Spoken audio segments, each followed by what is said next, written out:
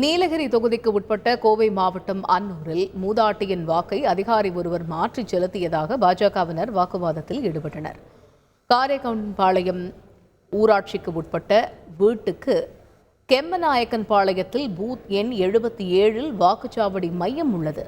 இங்கு ராஜம்மா என்ற மூதாட்டி பேரன் லோகேஷுடன் வாக்களிக்க சென்றுள்ளார். அப்பொழுது அவரது வாக்கை அதிகாரி மாற்றி செலுத்தியதாக பேரன் குற்றம் சாட்டினார்.